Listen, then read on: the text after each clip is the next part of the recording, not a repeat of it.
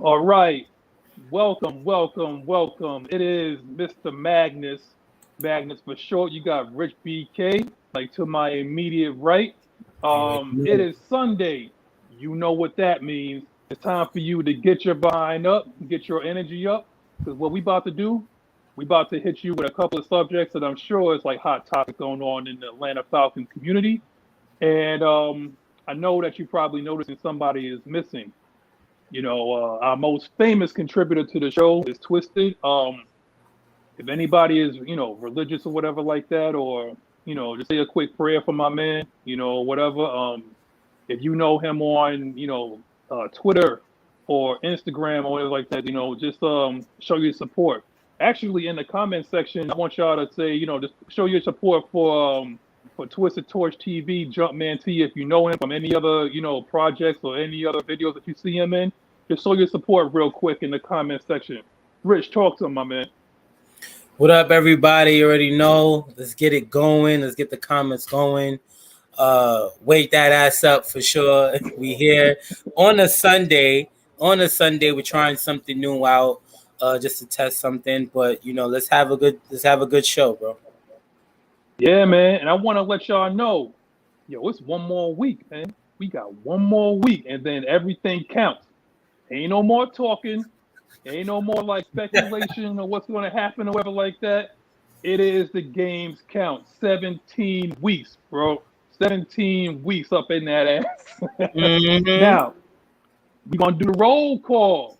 Roll call. Prove it. What's good? What's good? Andrew G. He's always up in the spot. Space Spear. Let's beat the Eagles. You already know, bro. This is how many sacks we're going to get. It's Sack Lanta. I want to put everybody in the comment section. Yo, Sack Lanta. That's what we're gonna be known for now. A gap, B gap, C gap. It don't even matter. Ezekiel King, what's good? What's up? Blizz, What's up? 818. Oh, it's the producer, the queen of AFN. Pay homage. It's Miss Maggie T. Jamal Grant, what's good? J Rock, I know how it is, yo. What's going What up, on, my bro? boy? Prove it. What's good, man? What's good? Atlanta Nation, Floyd Donnelly, Malik Holmes. What's going on, y'all? I appreciate y'all for waking up early in the morning. I know it's a different time, but I appreciate y'all for coming up, all 29 of y'all. All right? I want to say like, share, and subscribe. If you're new, to AFN, if you're new to watching, these channels or whatever like that, say who you're affiliated with. Or what team that you're affiliated with, or even just say like, yo, I'm new in here. Yo, we a community, man. We are the nation. Now, You don't come in here with that BS now, okay? Don't be talking about like Matt Ryan old or whatever like that. Like, don't be talking about that kind of crap. But if you're new and you just happen to wake up, be like, yo, I just want some Atlanta Falcons news. It's not ESPN affiliated or, people that actually own their masses. That's us. And if you're new, just say what's up, and the community will greet you as such. Now, we go into the first topic, RELAX. Jalen Mayfield got the starting job at left guard. More than likely, we knew that was probably going to happen. It's unfortunate what happened to Josh Andrews, but, next man up. We believed in having depth, and that's what we have. And Jalen Mayfield has been getting time at the left guard position. He is originally a tackle out of Michigan, but we kicked him inside due to having McGarry at right tackle, and we already got that stud at left tackle. So we kicked him in that left guard, and he has a hell of a, first opponent that we have is Fletcher Cox. He's going to be lined up across from Fletcher Cox. But again, RELAX. Calm down, Rich. Relax. So, just to touch up on it, man, there's so much to talk about with Jalen Mayfield. Him being versatile to play tackle and guard. And this is the whole plan for Arthur Smith.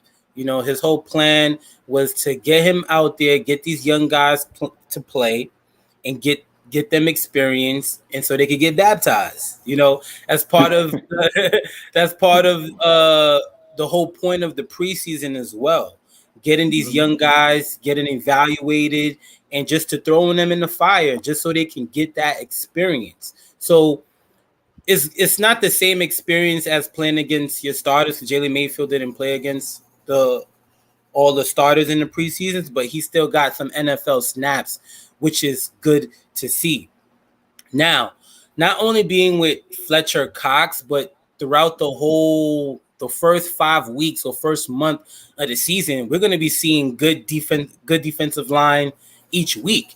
So, like it or not, the more we get these young guys playing and get them experience against top talent, the better they're going to develop and the quicker they would develop. Because we're a young team, guys, so that's what we want. We want our young guys to develop quickly and to perform at a high level. Man, I'm telling you right now, and we want to be talking about this and probably like in the next couple of topics or whatever, but if you notice something, this is not the Dirk Cutter offense. Like, we're not going to be sitting and heaving that ball 50 yards downfield. What this is a move the chain type of offense. We're going to be running the ball, and more than likely, it may be even stretch plays. We're going to have Fletcher Cox moving. Another thing is that who's to say that we won't even double team him? Move like Hennessy and like basically Hennessy and Mayfield just double team. If Mayfield is having trouble with him, I don't think he's going to be having too much trouble because we're going to be running the ball and we're going to be having play action. I'm not worried about their linebackers. I'm not worried about their secondary. I'm really not worried about that. Matt Ryan is going to basically have a 3 to 5 step drop, and that ball is going to be gone. You have enough weapons that can keep this defense off balance, and we're going to bludgeon them to death. Like we have basically Mike Davis, who is an absolute dump truck. What we have is Wayne Gallman, and we have Cordarrelle Patterson. We go 3 deep. And it's not even the fact that I don't even think that anybody's really going to be getting 25, 30 carries, whatever like that. It's going to be divvied up amongst those 3 guys.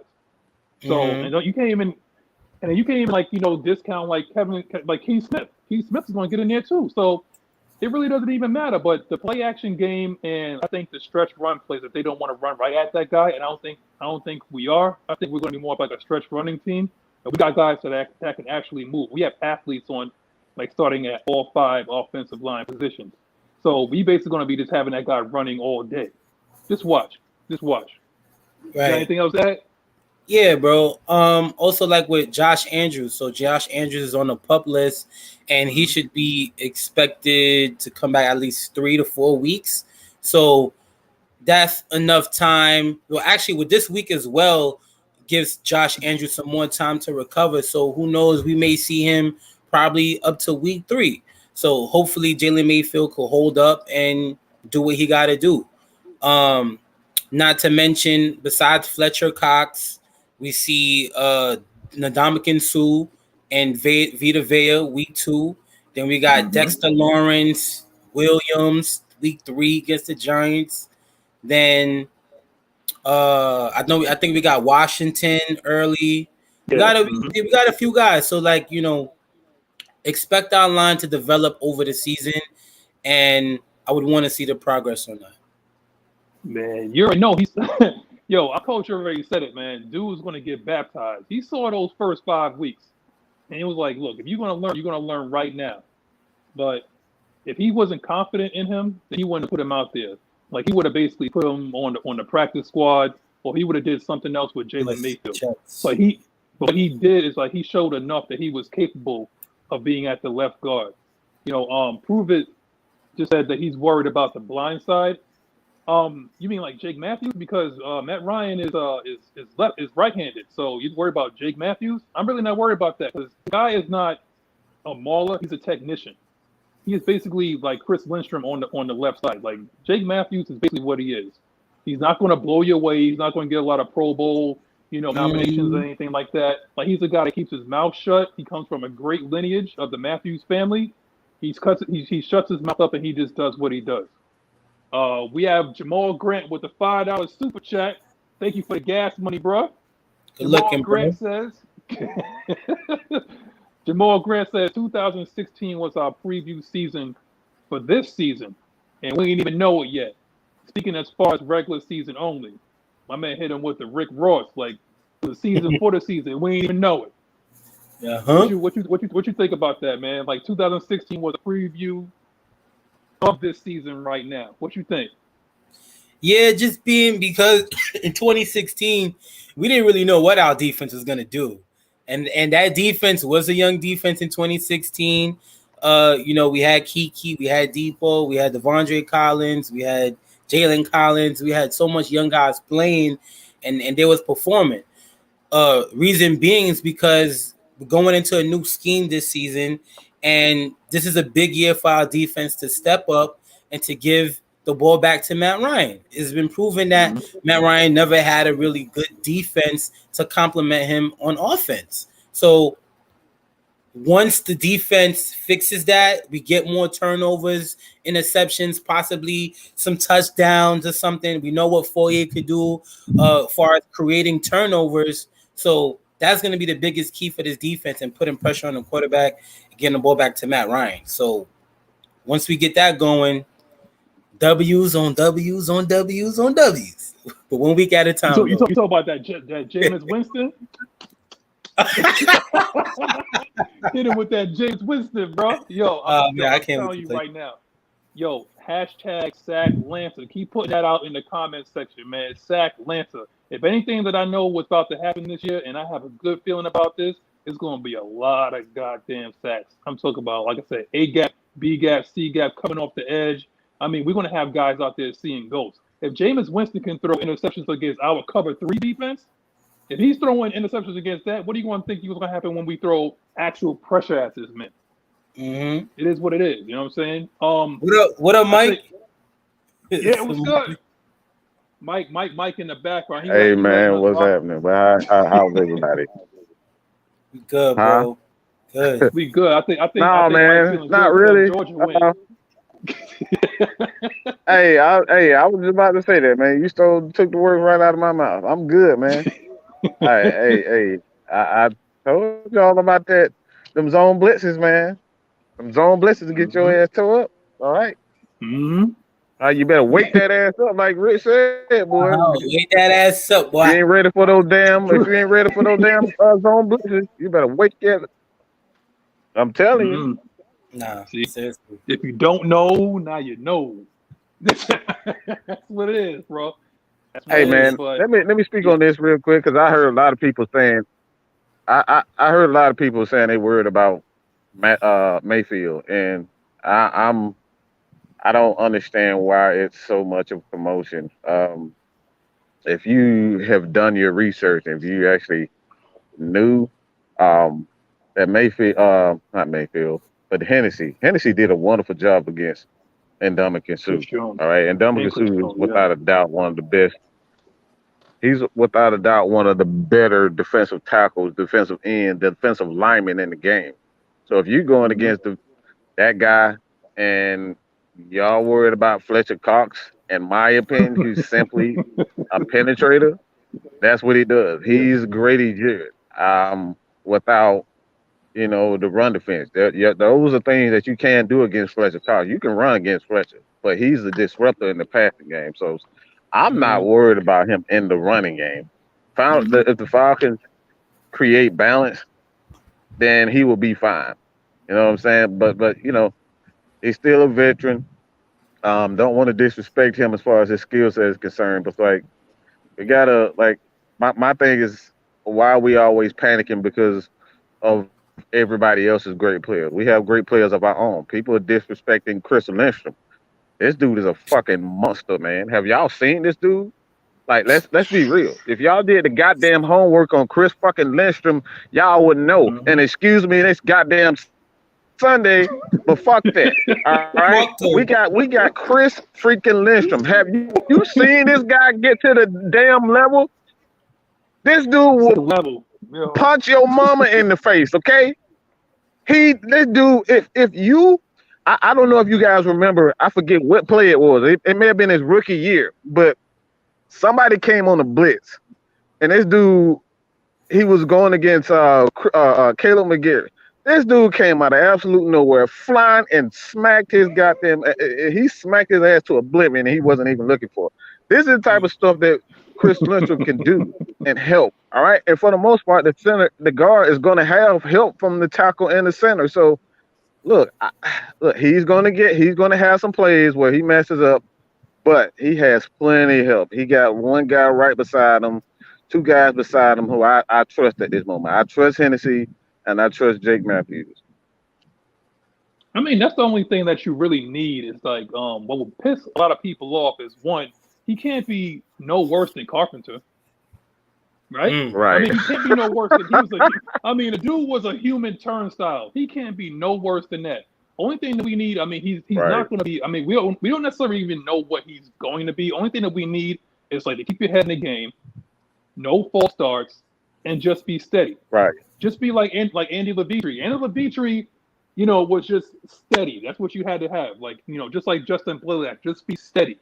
I mean, you got one of the best in the game to your immediate left, and you got it like somebody that's hungry to your immediate right. If you need to learn anything, just walk behind Chris Lindstrom, ask some questions and whatnot. But I think that anybody that comes from Michigan, one thing about Michigan, they teach these guys different up north, man. Like somewhere like up there in Michigan, it's something about these offensive linemen. When they come from there, it's like they know first of all they know how to block, but they have a certain nastiness to them.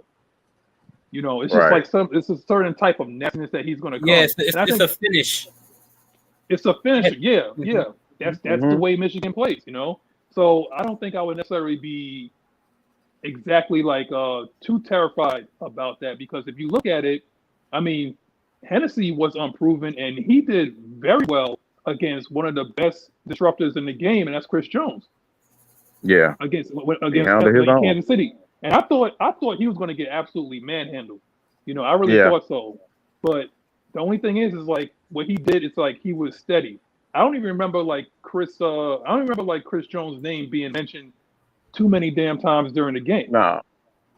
You know, so and then you got to give coaching some credit. This guy used to be an offensive lineman, Arthur Smith. So you think he's not going to just send that guy out there just like totally inept? You think he's going to send him out there without no kind of information, no scouting report? We have 2 weeks to prepare for these guys. We have absolutely 2 weeks to prepare for these guys. And you think they're not going to come out there and be absolutely prepared? What these coaches staff and what this general manager has been saying since day one is preparedness, accountability, and competition. Jalen Mayfield won this. I mean, he didn't win it outright. He actually is the next man up, but I think he's going to be our left guard moving forward. He has 5 weeks to prove it, but I'm not necessarily worried about that. I mean, if you want to talk about anybody that you might be worried about, you might be worried about more so McGarry because he missed a lot of time during the preseason and during training camp. If you want to worry about somebody, but this is a cohesive unit. You know, 4 out of the 5 guys have worked together in the past year. It's just one new piece in there that they got to get acclimated to the playbook and get cohesiveness and just work together. That's it. Yeah. Don't worry about it, guys. That takes time. Like to add on to what you were saying, Magnus, cohesiveness. Like that takes time and reps with the O-line, and that's good that Mayfield, he's getting that opportunity right now to build that for these 2 weeks and to prepare for the upcoming season. He probably have the first 3 weeks. He'll probably be starting at the left guard position. One thing I like about Mayfield is that he's good at climbing up to the second level from what I've seen, like being able to get those blocks up to those linebackers and seal off and create creases for the running back, you know, creating those running lanes for the running back to hit, which is good. And that's not always easy to do playing against a fast defense or fast linebackers. And one thing too, I'm going to stress on this, is that Mayfield, he was a Falcons fan before he came here. So he has that opportunity to represent us, you know, and him being a fan, like just that pride, or it's his dream to play for the team that he always was rooting for growing up.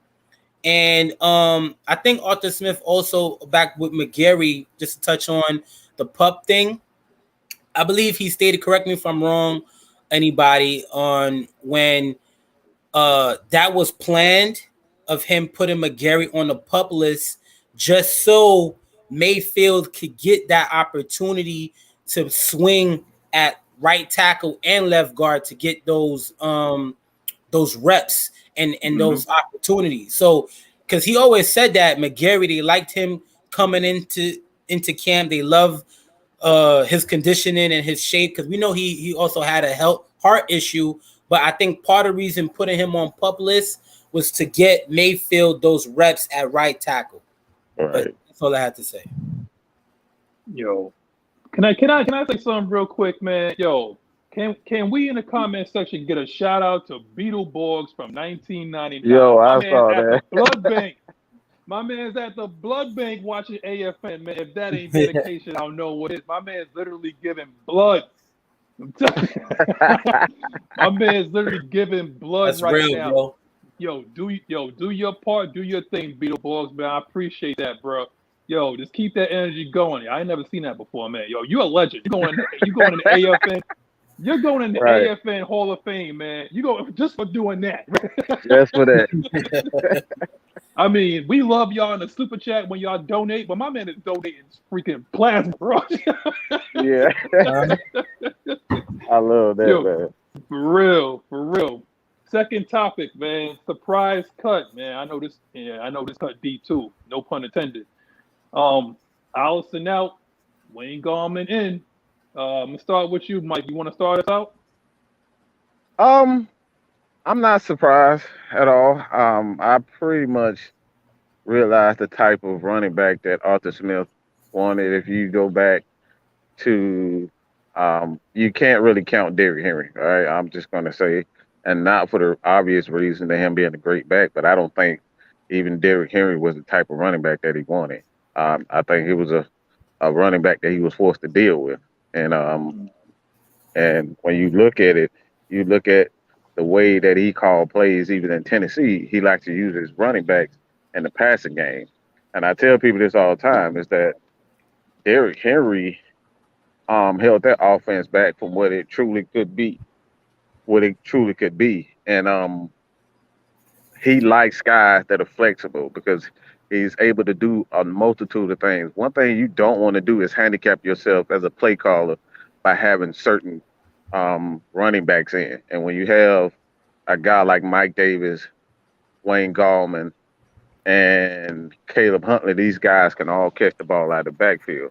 So it's like the play calling never truly changes, and there isn't a real tell as far as the personnel is concerned, because all those guys can catch the ball out of the backfield, and they're an asset in the passing game as well as the running game. So he can do multitude of things. So it's like that's the thing about Quadri Olsen that would have been a huge tell as far as his play calling is concerned. So it's like I understand that people are upset, but from a play calling standpoint, you don't want to handicap yourself from, different personnel and packages and whatnot, because like Cordero Patterson also, like he's a guy that you can come in and like you can run those same plays. He's a big guy. I don't think people realize how big Cordero Patterson is. He's a big guy.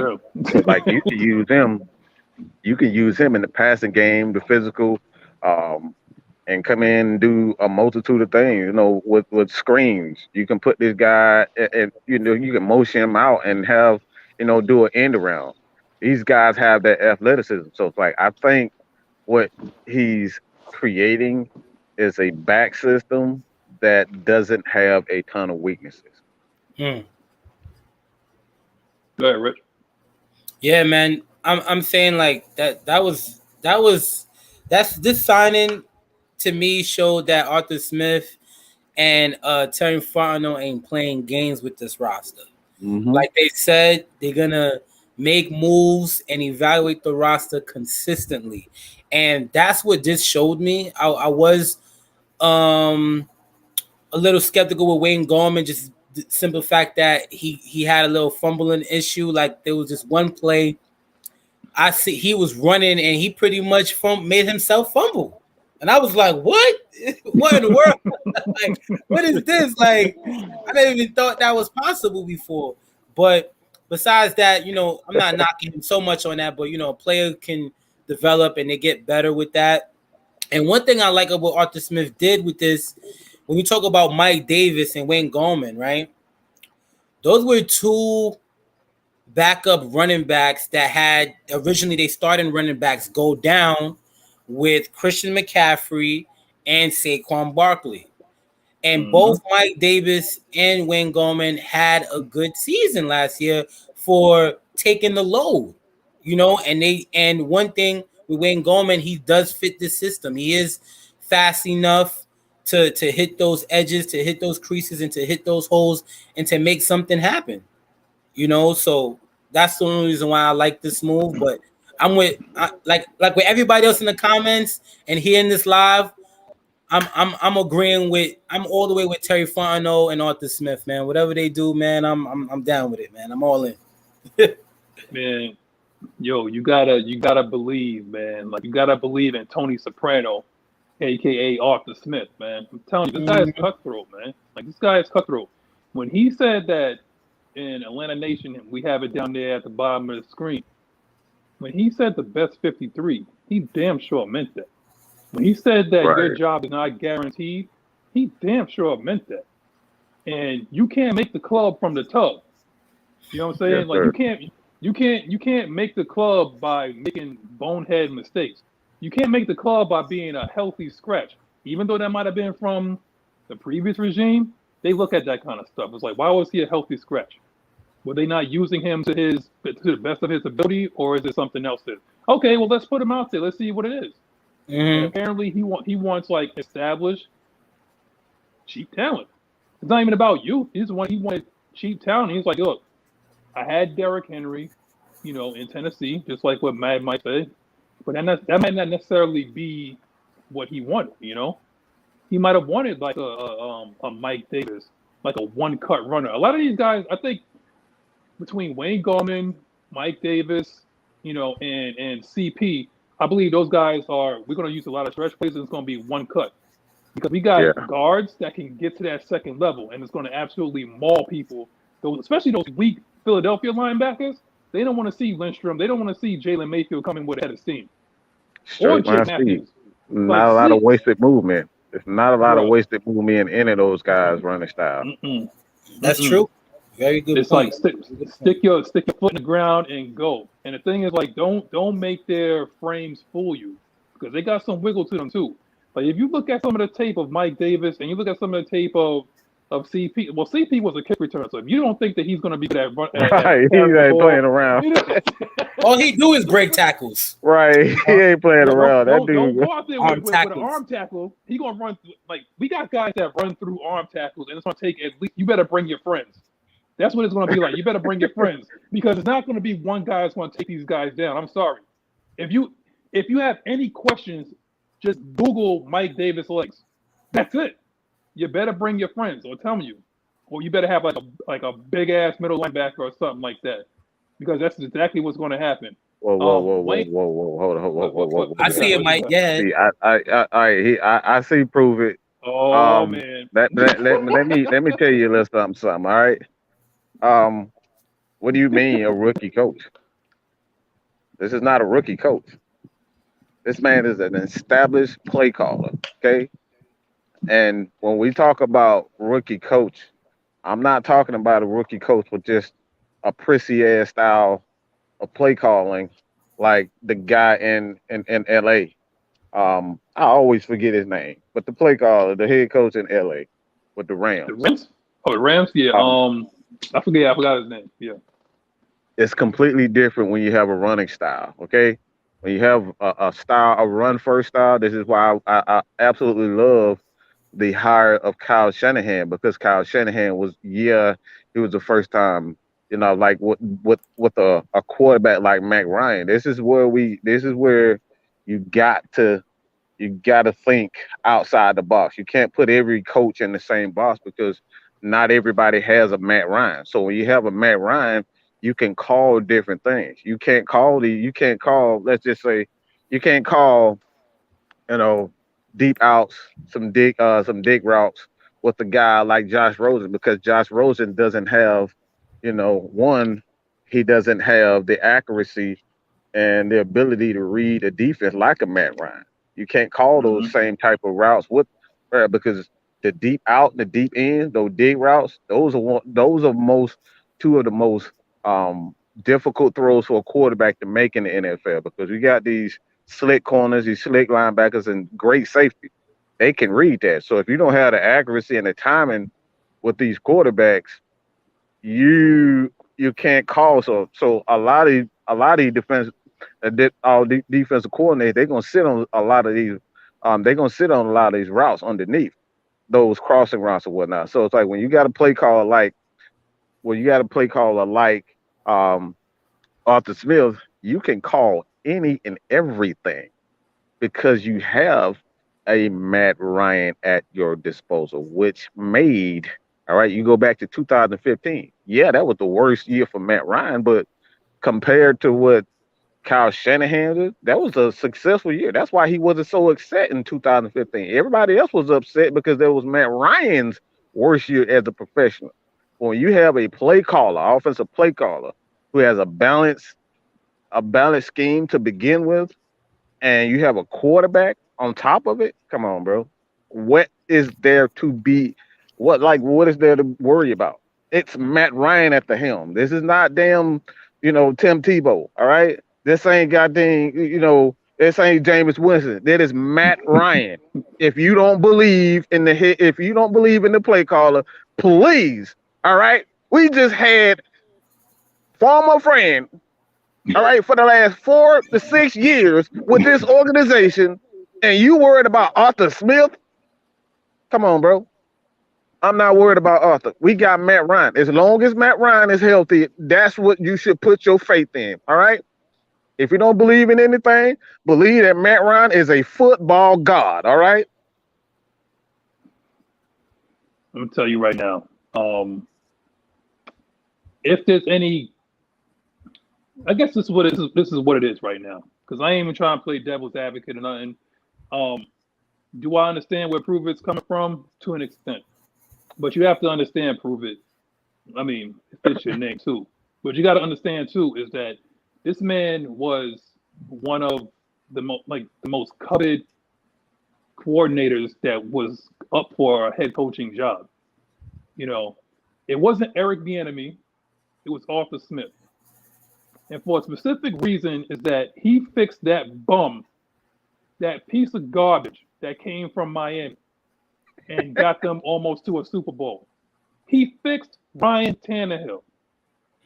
If you have any kind of, this research what Ryan Tannehill was in Miami and research what he was in Tennessee. He fixed that piece of garbage and look what he is right now. I told Mike, I don't know if I tweeted him or I said, if Arthur Smith can fix Josh Rosen, he is going straight to the Hall of Fame right now. Okay, because if you could fix 2 quarterbacks that was drafted high and had all this kind of potential, and they turned out to be trash, and you could fix somebody like that 2 times, oh yeah, you got to put him in the Hall of Fame. I'm sorry, that's what you got to do. But in terms of being like a rookie, no, he's an established play caller. He has a lot of respect around the league. Enough respect that you can get a man off his couch just by asking him and come coach a defense. The man has respect. He's a no-nonsense guy. He's a tell you like it is type of dude. And he commands and he demands respect from his players and as well as his coaches. So it's all about accountability, and Arthur Blank seen that. He got wild probably in the first interview. You know what I'm saying? So rookie, maybe I don't know maybe your definition is a little bit different than mine. Maybe you talk about like first year as opposed to rookie. Like it's not his first time calling plays. Yeah, he's not a rookie play caller. Like there's completely different. If you want to say that he's a rookie head coach and he doesn't, that's like even that's a stretch because offensive coordinators are essentially head coaches. There's a lot of head coaches out here. They don't call plays. All they do is sit back and they just watch the team. That's what Nick Saban does. That's what people don't realize. Nick Saban don't call any plays, offensively or defensively. He just let his coordinators do, and he'll just observe the game. He make the necessary adjustments. So it's like, yeah, I hear you. Like this is why guys get promoted as defensive and offensive coordinators, special teams, because what they are an extension of head coaches. They are, the head coach of the offense. He's the head coach of the offense. He's the head coach of the defense. This is what these guys do. So they have head coach responsibilities.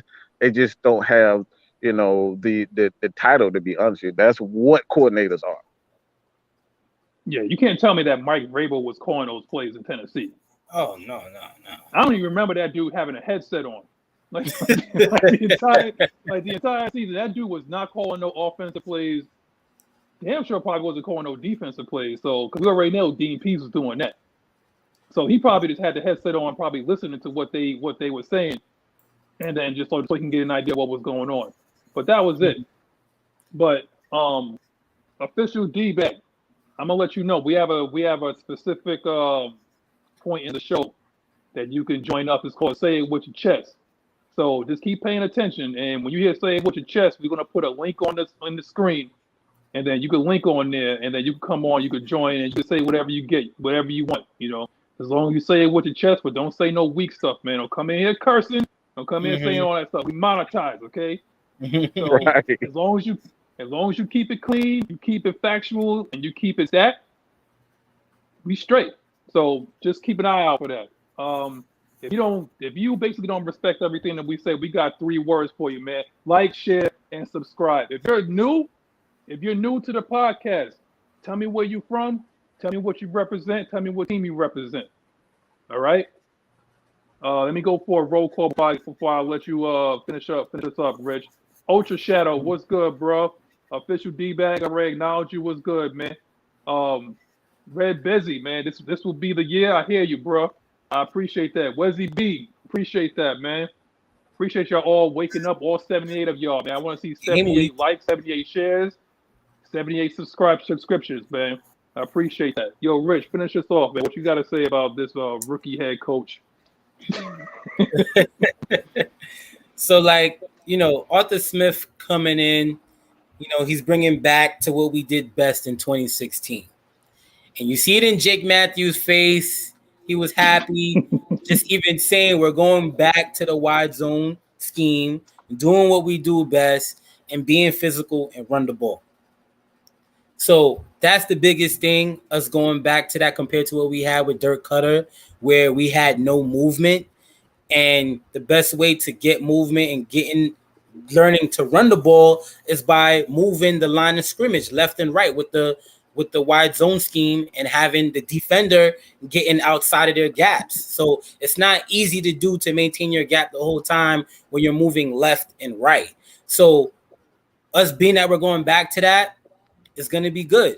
And I forgot one thing to touch on with Jalen Mayfield. Going back to that same thing with the running aspect of it. We just got to make sure we're not predictable running the ball one particular way. If we're just only running the ball on Gary's side and we're running the ball to Lindstrom's side, we got to be versatile and be able to go, because Jake Matthews is good at blocking anyway. So we're still going to run the ball towards Mayfield's side. So he's going to get that opportunity. So as long as we're going left and right, same thing when Levitri was there and was our right tackle named Schrader or something like that? Yeah. At that time, he couldn't block his ass off. So, but back then we only had to run the left side mainly. You would see Levitri and Jake Matthews back then. But this season, we won't be predictable at that point. But that's all I had to say. Yeah, Mike Jones. The fact that they are still making changes. Yeah, Mike Jones. The fact that they are still making changes mean they are still working on a team to make it better. They are not getting comfortable. There it is. You said it right there, man. I mean, the fact that the first thing that happened is let a couple of the fan favorites go. You let Keanu O'Neal go. That shows that they're not going to get comfortable with just names here. There's a culture change. There's a specific style that we want. We want angry, nasty offensive linemen that's going to push the pile. And we want crazy-ass defensive linemen and guys and linebackers that fly around on the defensive side of the ball. And you're going to see that this year. And first up, and for those that just came into the chat, the new hashtag now is SackLanta. Okay? That's what it's going to be. SackLanta. We're sending heat from every single level. It does not matter. It's a multiple defense. We're not going to be bare bones base cover 3 anymore. What we're about to do is we're going to unleash hell in a lot of quarterbacks. A lot of quarterbacks are going to be seeing ghosts. But moving on to the next subject. Did you like what you've seen from Kyle Pitts with just that one play in the preseason? Gave you a little appetizer of what you're going to see. Rich, were you satisfied with what you saw? Yeah, man, I was real satisfied. Even though it's one play, is a lot you can get out of that one play. Just a simple fact that during that play, the ball came out a little late with Felipe Franks. He extended the scramble a little longer than as expected, being that Kyle Pitts had to shorter his stride and he had to get upfield quickly. And that's one thing I liked about that play because Kyle Pitts showed his awareness on the field. And it's not easy to turn and go and get up the sideline that fast and get 27 yards off a simple play like that, simple dump play like that. So most average tight ends, they're probably getting 5-8 yards off of that, maybe 10. And then the last thing I'll touch on that play, it took like 4 or 5 Browns players just to tackle him. Literally. Right. And you really see how big this dude is. Like, yeah, man, big, and he's only going to get bigger, faster, and stronger. And he's only 20 years old. So we'll see how that goes. That's all I was happy on. Dude, first of all, did you see the fact that it didn't seem like he was like running fast? Like the dude, okay. I know what you mean, though. I know what you mean. Okay. I know what you mean. I know what you mean, bro. I seen the same thing. Like the dude looked like he wasn't even running fast, and I think it was because he was trying to set up the blocks in front of him. Because if it wasn't for that specific wide receiver, I don't know who it was, but like if it wasn't for him kind of being a little bit in his way, he could have took that to the house easily. Yeah. And again, just like you said, it took almost like you got to bring some friends to take down this dude. Because what is he? He's about the same size, if not 5 pounds heavier than Megatron. I think he's like 240, 245 maybe. Yeah. Yo, just like what Atlanta Nation 45, said, man. Dude was out there jogging, man. Like he was Jogging. doing like a light wind. He was jogging. Dead ass. Dead ass. Dead ass. Yeah, That's that New York thing, man. Dead ass. Yo, but if you look at how he ran at Florida, yo, for real, Mike. If you look at how he ran in Florida and how fast he was running, and the fact that how he looked slow, like on that one play, bro. Just imagine if this guy catches it in space, or he catches it in some sort of like mixed route, or somebody running off coverage, and he happens to catch it on a slant. That's it, man. And let's also think about the fact that you could have Mike Davis at a goal line stance, and you could spread out wide out Pitts. This guy is like a freaking basketball player, man. The dude's a basketball player. He's a tower. Just throw it up, bro. That's what it's gonna be. Just throw that joint up. He's gonna go get it. He has a 7-foot wingspan. Yo, I think you said it, Mike. I was looking at it. I was looking at like prime Tony Gonzalez highlights, and I'm seeing kind of like the same thing, except Tony G was a little bit thicker than him. Yeah. But yo, this guy is basically Calvin Johnson playing at the tight end position. It's not fair. Like it's totally not fair right now. So if you still in your feelings about John Terriers, so be it. But to trade one of the GOATs for a weapon, I'm all right with that, man. I'm not calling this guy no freaking unicorn. That's Weapon X right there. I tell people all the time he's essentially Julio. I tell them all the time that he's essentially Julio. That's what he is. He's the Julio lined up at tight end. Julio was running those exact same routes. He was running those crosser routes. He was running those dig routes. He was running those seam routes. That's what Julio was. It was like Julio's lined out a lot of the times, but he's essentially a younger Julio. He's a physical specimen. That's first and foremost. When you look at Julio Jones, you got to say Julio Jones is first and foremost a physical specimen. All right. Yeah, he has a great, he has a great, I want to say competitive nature, but like even that for me, it's like you can throw a little bit of doubt because he like to take himself out at third down. So like you can even say that. Like I won't disrespect and say he's not a competitor, but it's like you can even kind of throw a doubts because he liked to take himself out. Like I don't remember any, I don't remember a guy like Jerry Rice taking himself out. Randy Moss taking himself out. Chad Johnson. It was none of this. It was none of that shit. Like that's why I say I don't want to disrespect Julio and say he's not a competitor, but you can cast some doubt there. So it's like you're getting a guy that's going to be in on third down. All right, he get a big play. I don't want to see him going toward the sideline. Again, no disrespect to Julio Jones, but you can this dude. I'm more impressed with what I haven't seen. I'm more impressed with what I haven't seen yet. I haven't seen those fade routes. I haven't seen those jump routes. I haven't seen him, in the open field with a small linebacker because he's gonna stiff on the hell out of him. He's gonna run fast. That's it. Freaking monster, man. Yo, this dude is 6'6", 240 that possibly ran. What he ran like 4.40? Yeah, just about. Yep. Yeah.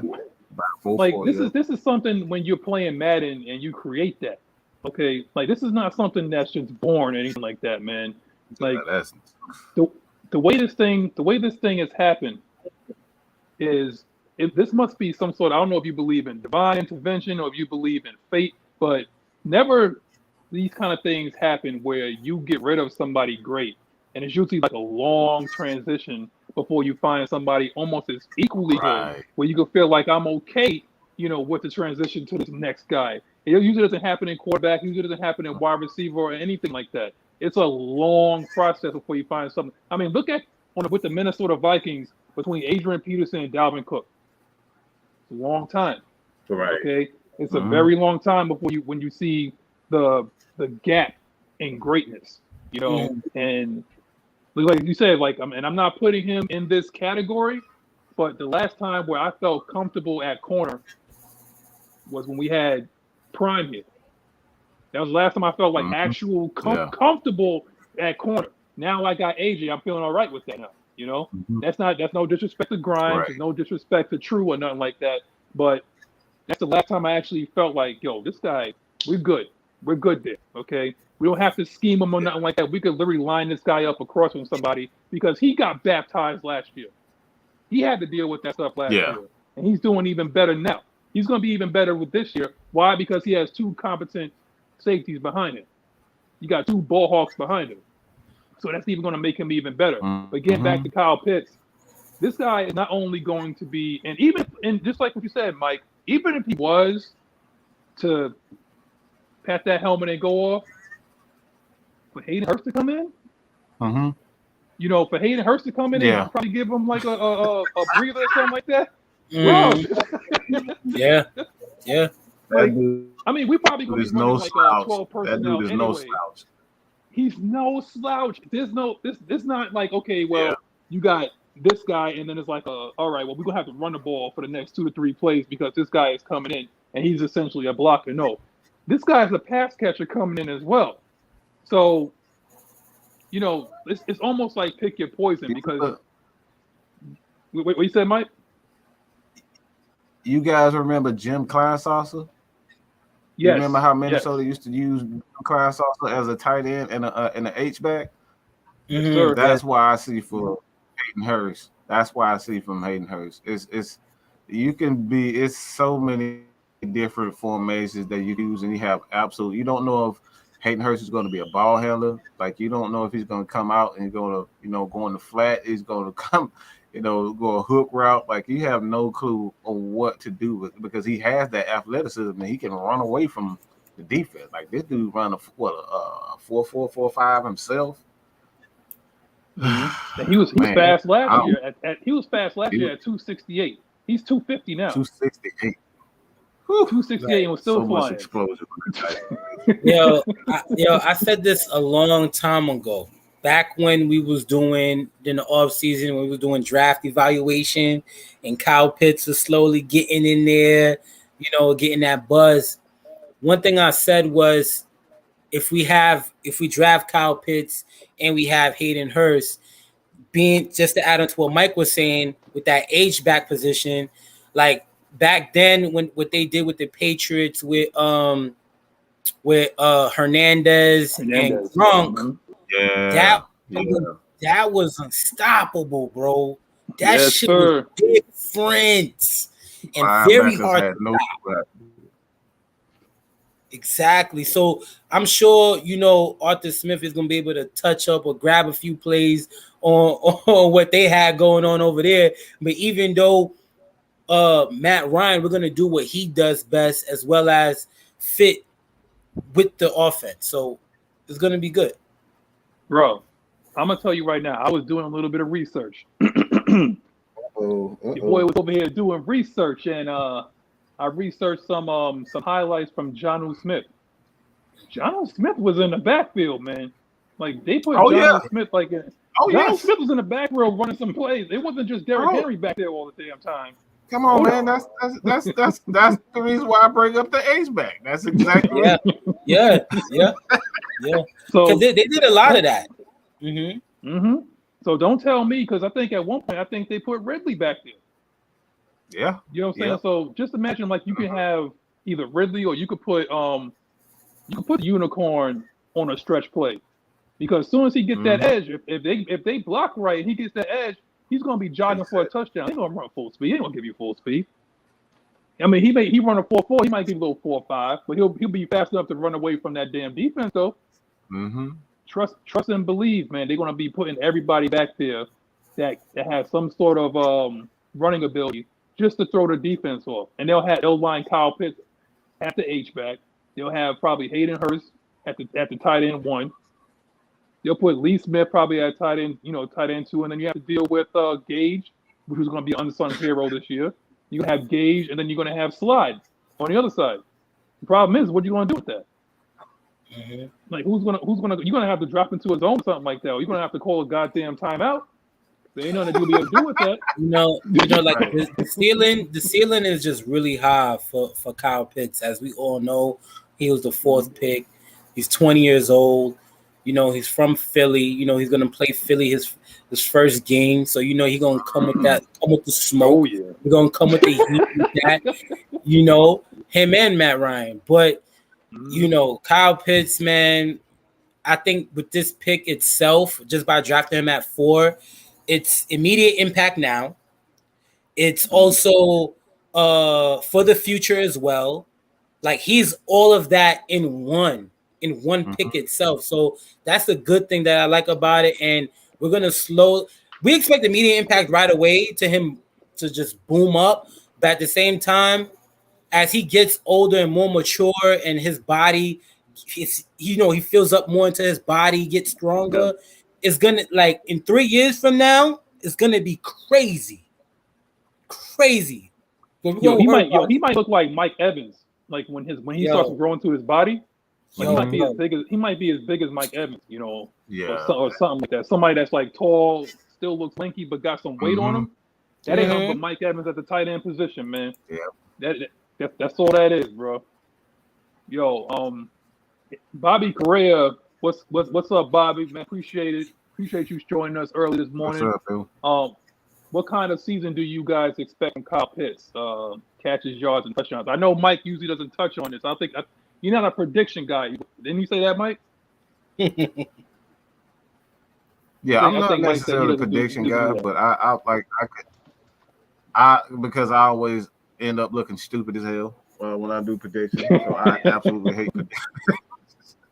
I hate predictions, but if I were to give a number, I can say, with all honesty, about 40 to 60 catches, about 5 to 10 touchdowns. Like I think in that range, because you have so many weapons. You have Calvin Ridley. I think Calvin Ridley is going to obviously have close to 100, if not 100 catches.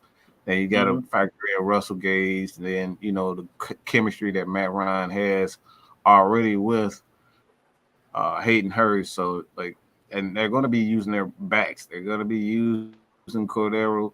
They're going to use Mike Davis. They're going to use Goldman, these guys in the passing game. So I think it's safe to say between 40 to 60 catches for Calvin. It just really depends on how quickly he picks up the game. If he picks up the game a lot quickly, man, Matt Ryan is going look. Matt Ryan is gonna fall in love with him. All right, and when a quarterback fall in love with a player, it ain't nothing you can do to take that chemistry away. Mm-hmm. I'm telling you, Matt Ryan loves tight ends. You know, just like Martin Payton loved the kids. Matty Ice loves his tight ends, man. Like, Marty Moore loved the kids, bro. And Matty Ice loved his tight ends, man. He loved them like cook food. I'm telling you right now. Like, when he had Jacob Tammy and he had Tony G and he had Austin Hooper, if you're capable, Matt Ryan's going to make you a lot of money, man. He's going to make you a lot of money. He's going to make you look good. That's why he takes the time, not necessarily with his receivers, but he takes time out of his busy schedule during the offseason to work with the tight ends, especially if you're new. So what you notice is that Kyle Pitts was kind of like being Matt Ryan's shadow. Just walking behind him and learning what he needs behind him and getting the way the ball spins, all that. If you ever played the game, like going from one quarterback to another, sometimes even the way the ball spins could throw you off, man. But he's getting all that kind of, I guess, like, he's getting baptized mentally by getting everything thrown at him. And he's doing well. I think he's going to do well. I think he's going to do better than what people expect. Mad Mike said about 40 to 60 catches.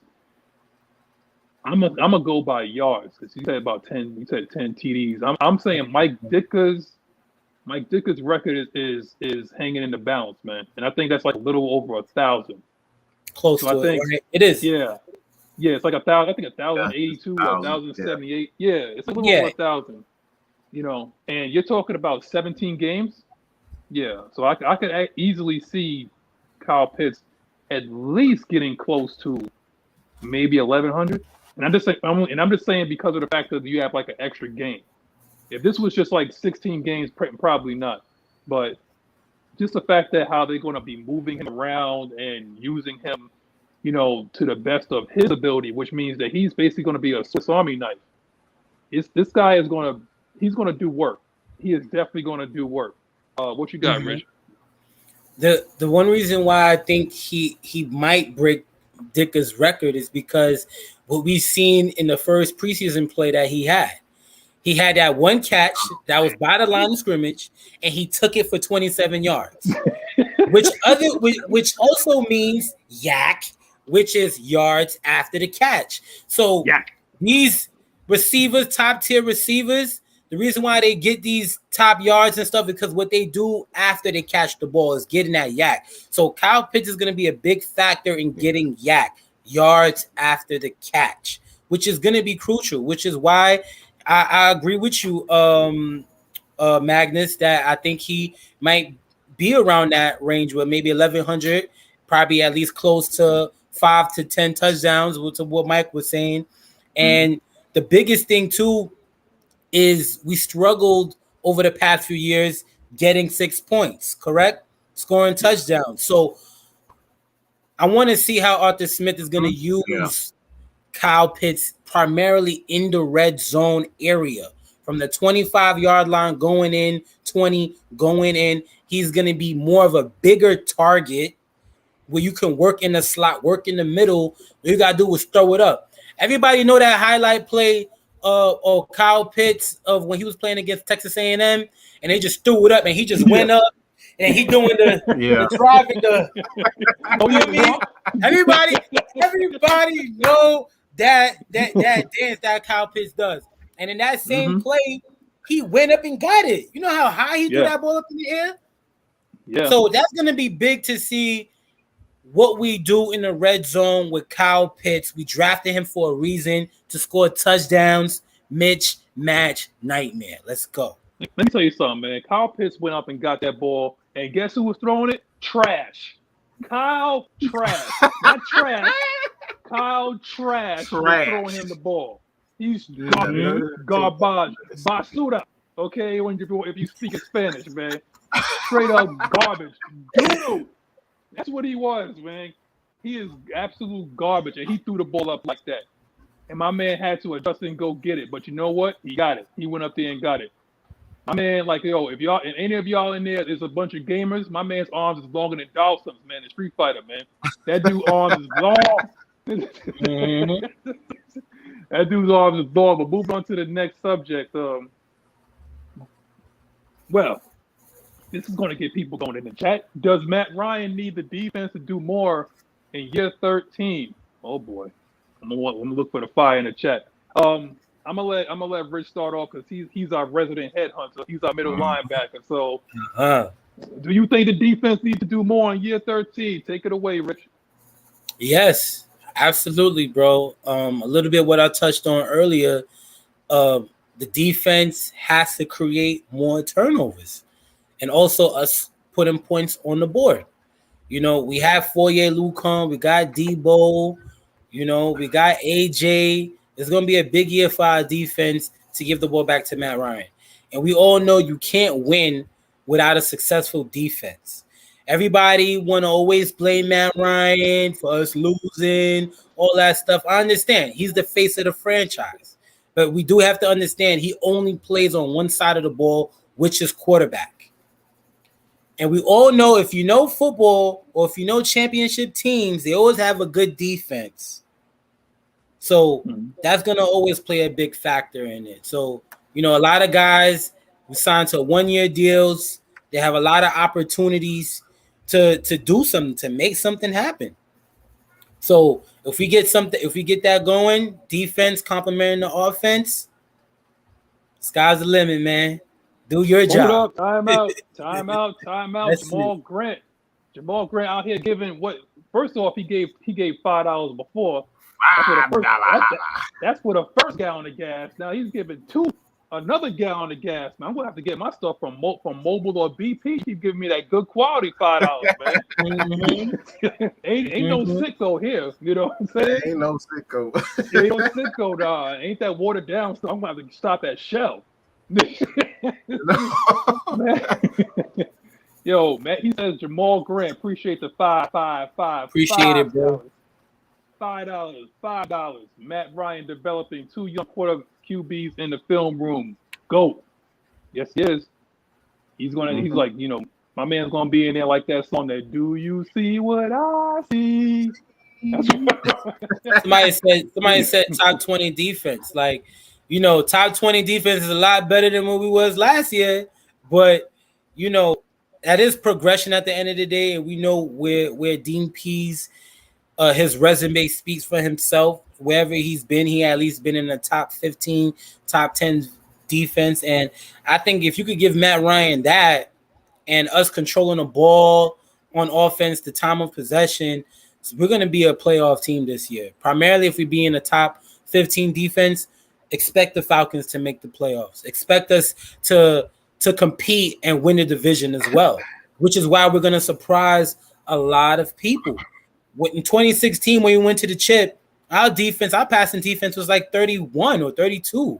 Like, we had a young defense. At the same time, this defense now is a little mixed with veterans and some few young guys that got experience.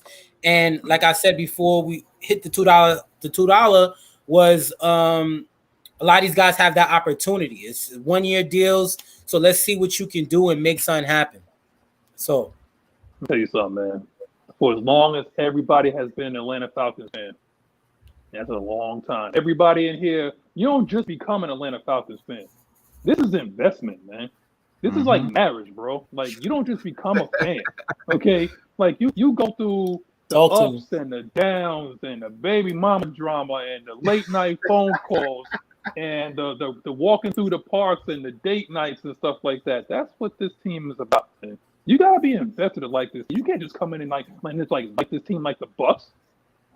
Shots fired, but you can't be like that, you know. So you can't just be liking this team like you like the Rams. It's like all flash and dash. No, this is heartbreak and pain, man.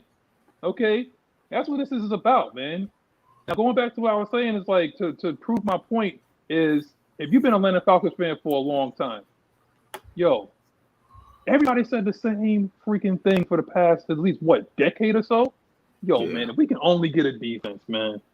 If we can just get somebody just like to stop somebody. If we can get somebody that's like, if we can get a team that could be in the top, I think there was people maybe not even saying it's like where we would be ranked. We just want like a team that could stop somebody. I mean, how long have we been waiting for an edge? every draft that I sit here and watch is we've been waiting for a great or a decent pass rusher since the great Chuck Smith has left. Somebody you could just line up. Even when we had John Abraham, he was good, but I wish we would have had him like earlier. You know what I'm saying? We had him earlier in his career because that dude was absolutely outstanding. Even with Dwight Freeney, we get these guys kind of like on the tail end of their career, but we could never find guys like almost like in their prime, or we can develop them. You know, we thought tackle was going to be that. Anyway, we thought he was going to be that, but my man wasn't right since draft night. His head wasn't right. But yeah. But if we can get, oh my God, prove it. Why you say that?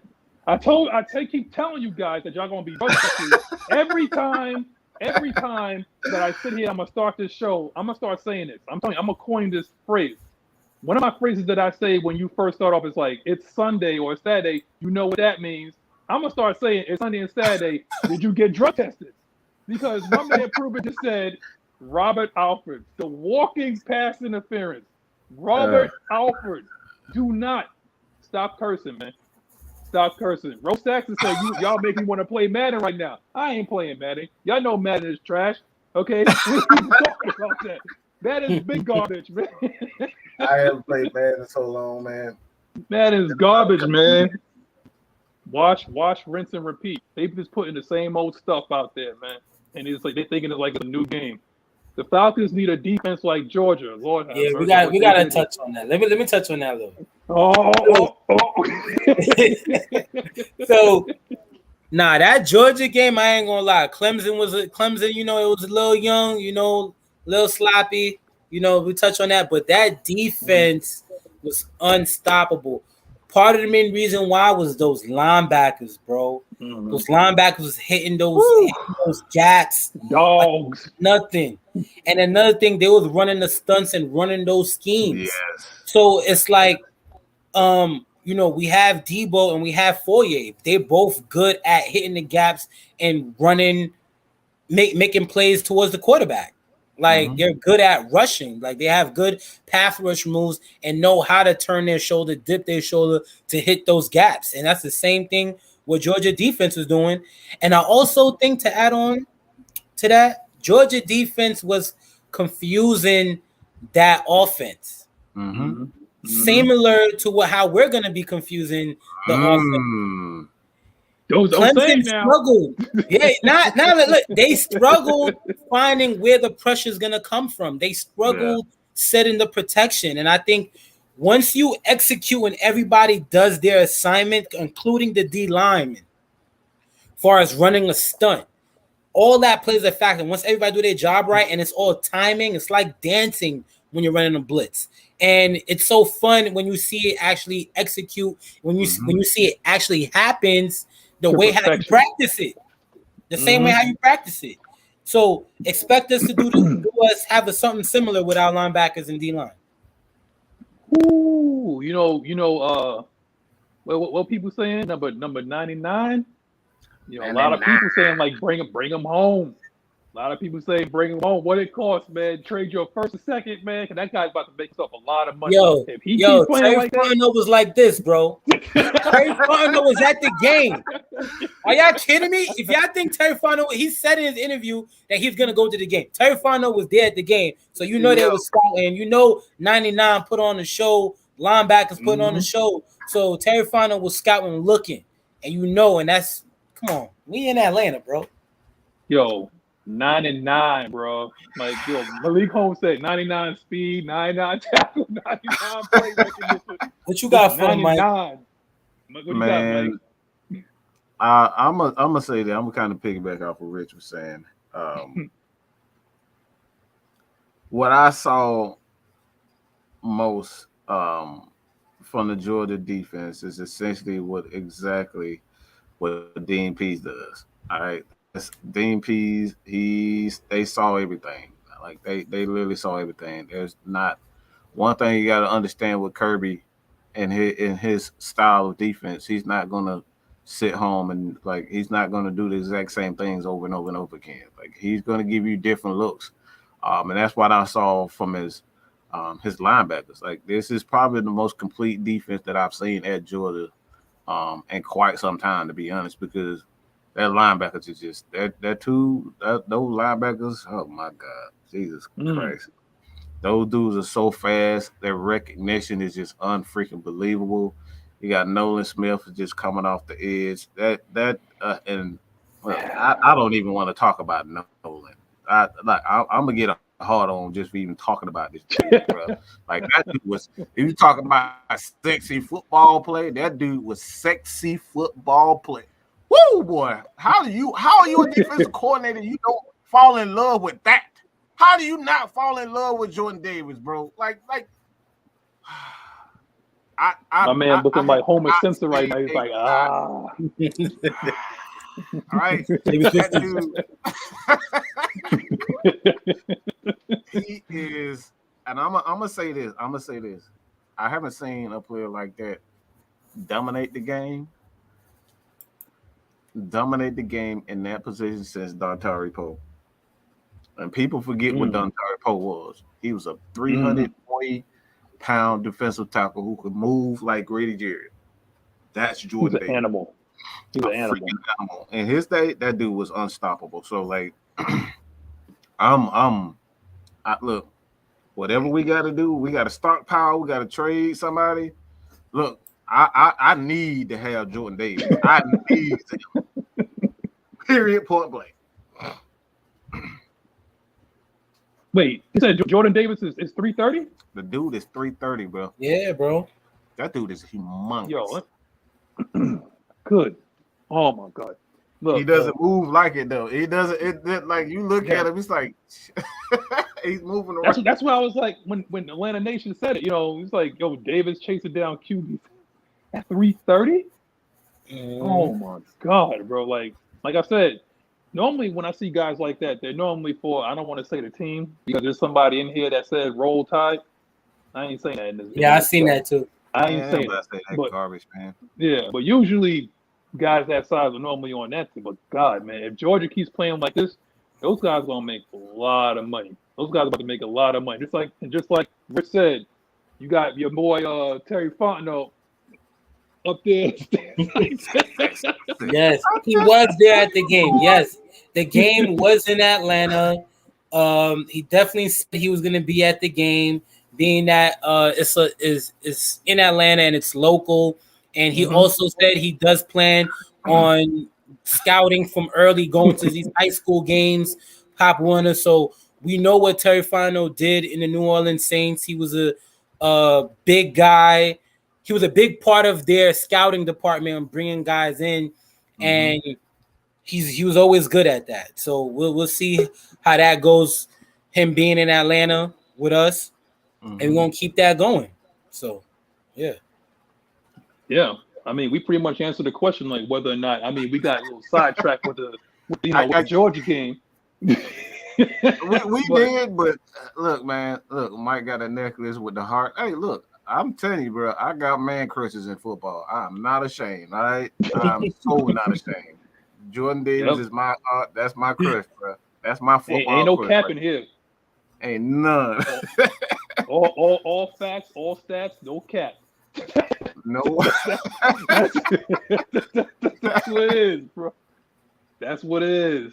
But moving on, does the secondary need to add another piece to be successful? You want to take this first, Mike? Yeah, I don't think so. I think we got everything we need. We have young talent we need to continue to develop. Isaiah Oliver, obviously, AJ, obviously, but Richie Grant, like we don't know what Richie. Well, I know what he can be, but like he's not the starter right now. We have two veterans, Eric Harris and Harmon. So I don't think there's anything we need.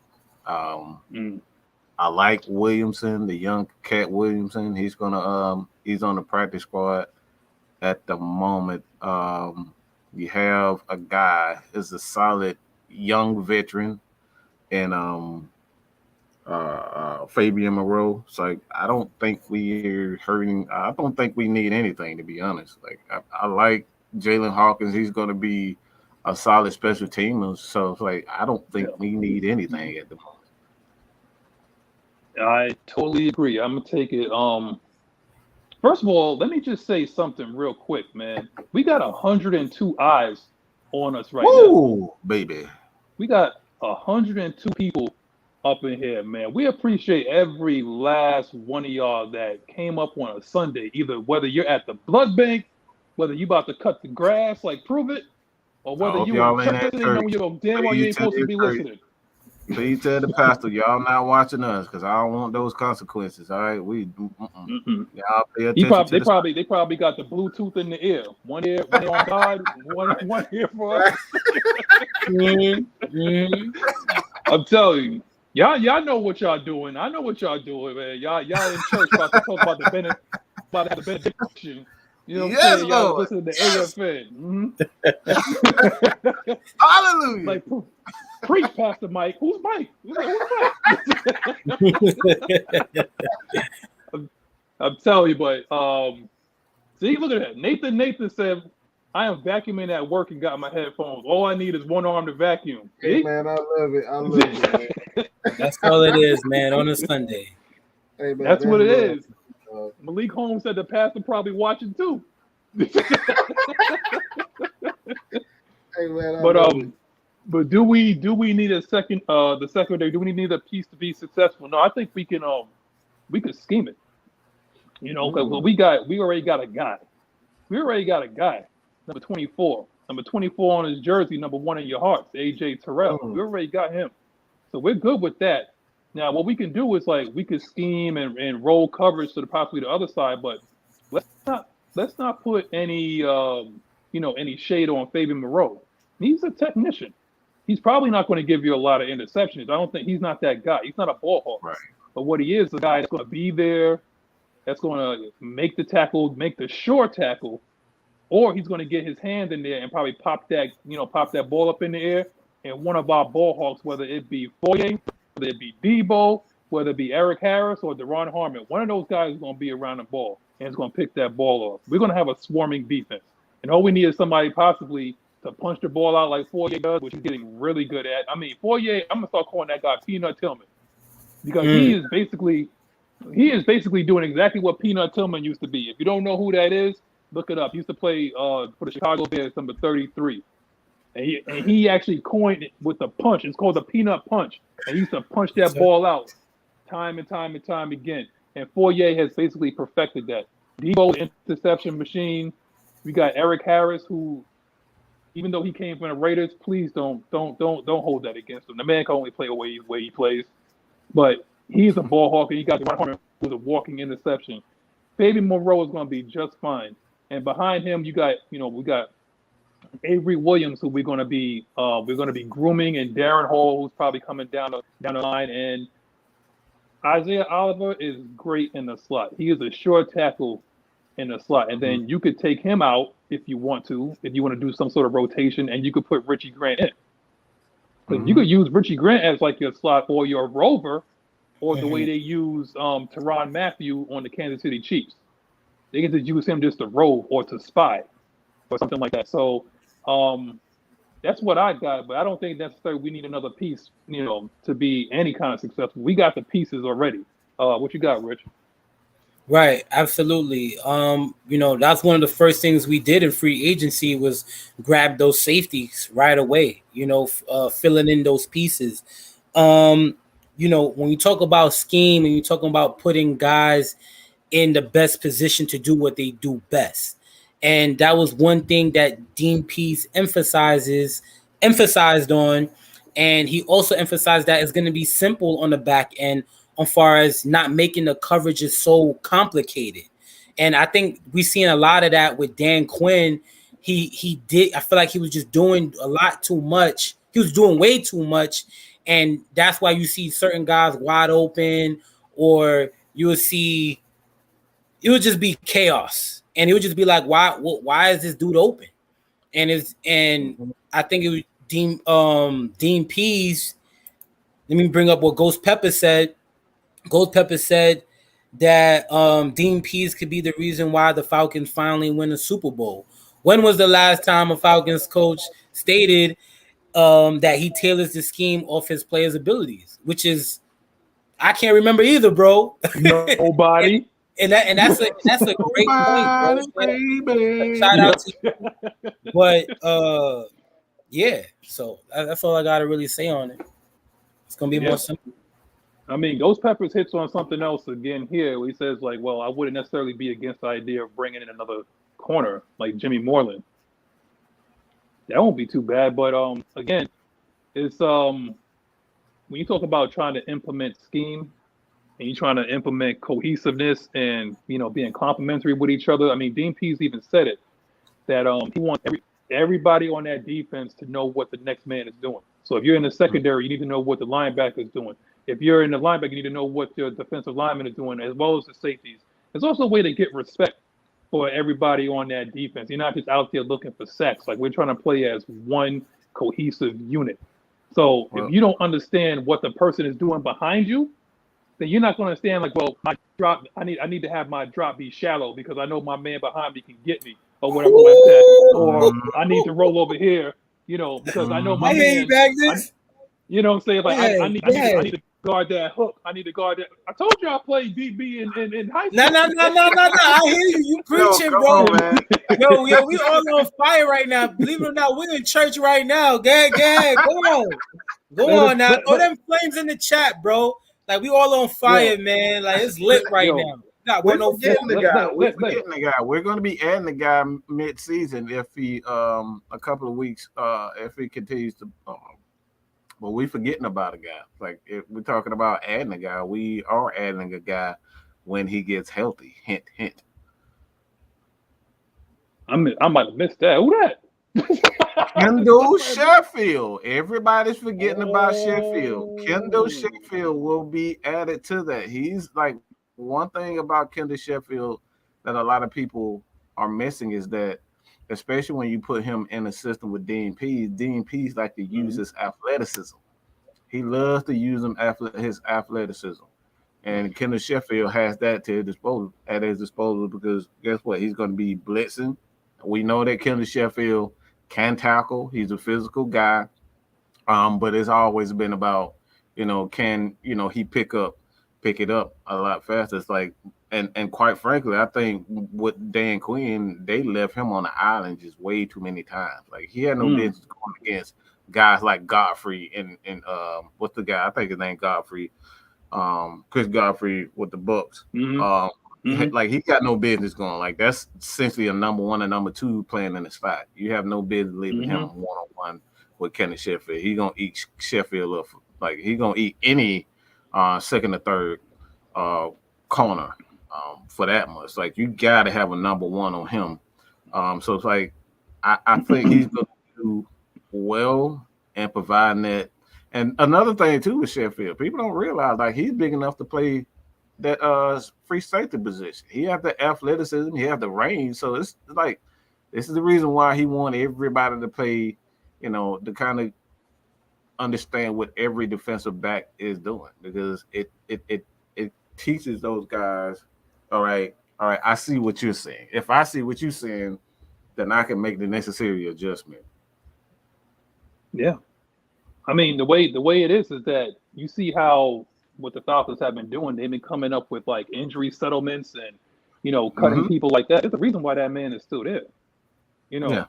They must seen what Kendall Sheffield can be capable of, and it's always like, if you're healthy, Tony Wright said it, Kendall Sheffield will be a vital part of defensive secondary once he's healthy. That's the whole thing. This guy's fast, man. This guy ran like a sub 4.3.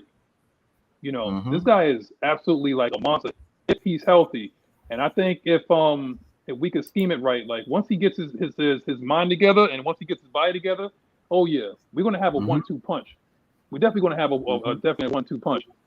But yeah, like what do you say? Like during the middle of the year, like he's gonna be coming back. Yeah, he's on a pup. So I'm saying like he's gonna be back by like week 5 or something like that, week 6. It's an undisclosed injury, so we don't know what specifically that is. I think the injury could possibly be a groin. Typically with defensive backs, that's usually an injury, being that they have to flip their hips so much and get out of those breaks. And Kendall Sheffield, he was thrown in a fire early with Dan Quinn. And the technique, that was all he really had to work on.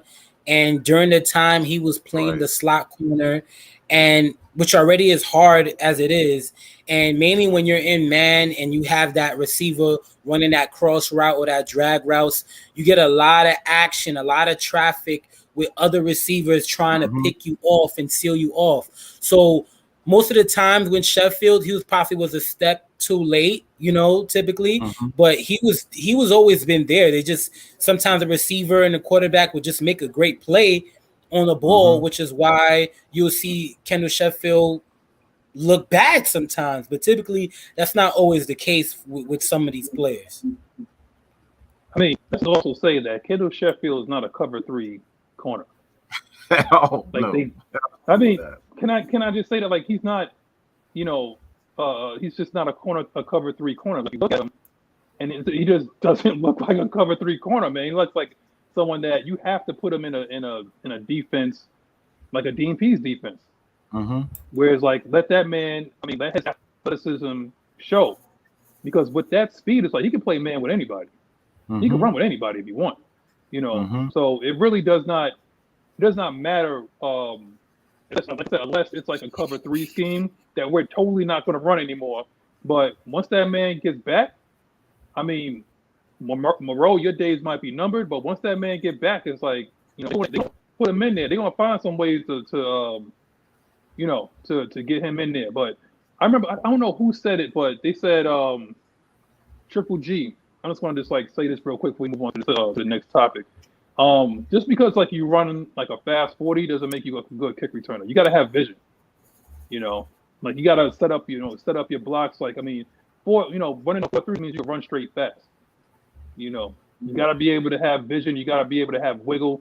And Sheffield's just not that guy. Like, we have a guy right now. We have Williamson, and he looks like he gets like 25, 30 yards without even trying. Right. With bad blocking. It's all about setting up your blocks with being a returner. You can't just go out there running fast. It's like the guys out there run equally as fast towards you, so you got to know how to set up your blocks. And it's more so vision than anything. Exactly. You have to have that kind of vision. CP is one of the best to ever do it. You know what I'm saying? And you've seen exactly what we're capable of when we have somebody capable back there. We had a Devin Hester or somebody that they fear. Once you're able to flip the field position like that, Matt Ryan, this offense is going to flourish. Like, we don't have to work as hard. We ain't got to go like 15 plays. We ain't got to go on that classic New England Patriots death march where you have to go from like the 20 to the 20. Yeah, 15 plays, like 80 yards, 11 minutes, going through like two or three commercials, and they still got the ball, man. That's that death march, man. But here it is, ladies and gentlemen. This is your more than likely people's favorite part of the show. We're going to open up because with AFN and definitely especially with Ray Clay's Sports Morning Show, we are about the fans. We are about the comment section. We are about the people. And we already have the people's chant. We got the great one in the house right now. We got, Big Rich, and you got Mr. Magnus. You got Deacon Magnus, what one of these guys said in the comment. You got the Deacon here. And we want to give you guys an opportunity to come on to the show and say whatever you have maybe on your heart. For those that's in church right now, when you got to stand up and say, like, if you have something on your heart, if you got a song in your heart, like, go ahead and say it. You know what I'm saying? So, we give you an opportunity to come on and you could talk, chop it up with us for, like a minute or so, get whatever you want off your chest, whatever it may be. Just don't come in here bashing the team. Don't come in here shaking your head about 8-9 times or whatever like that. Like, just come on here and just say what you got to say. And then you can just be out. That's what saying what your chest is all about. All right? We'll give you guys a couple of minutes to strum up the opportunity, strum up the confidence, strum up the the ability to come on here and say what. See, Rich over here shaking his head. I know. I'm saying real talk, man. It's all love, man. It's all love, man. Love is love, man. We got 100 people in here. We're all talking. Everybody's involved in the comments. we're just giving you guys that platform, giving you guys that opportunity to speak, because the Falcons fans and just the fan base itself, we are the nation. So the same reason how Magnus and myself, we came on the show, Mad Mike and Maggie, they gave us the opportunity, the same platform that we're doing right here, right now, is to give you guys that chance to speak and just to say and be part of what we're doing and worldwide. And don't hesitate, man. It's all love, though, at the end of the day, bro. Every time I do this, it's like I have to tell the story of how this came along, because every time I sit there and say it with the chest, the damn eyes drop. We went from 92 people to 88 people. And all of a sudden, everybody want to leave. Everybody want to run now. It's all right though. Time will come. We'll have those days like that. It may be like that. You play a hot potato with the mic, man. You ain't got to pass the mic, man. It won't. I tell you, it's funny. I feel like a bad DJ. Like I put the wrong record on. Everybody want to leave. Everybody will be like, all right, yo, let me call out last call. But yo, I'm gonna say straight up, like when I came on here, I had one notepad that was just filled with paper. Okay, it was just filled with a whole bunch of notes, and my voice was bouncing because I was nervous in a mug, man. And what happened was, you come on with facts, you come on with stuff that backs up what you say. Honestly, you don't even have to come on with a whole bunch of notes or nothing like that. But if you just come on, you just say whatever you got to say, like just straight up, like, all right, Prove It, come on. Prove It said, I'm here. Let's go. Like, I know you were supposed to cut the grass, but go on ahead, like give yourself a break. Come on in, get some AC, get some cool air and come on in, bro. TY, there's no particular topic. This is say it with your chest. It could be anything that you want to get off your chest.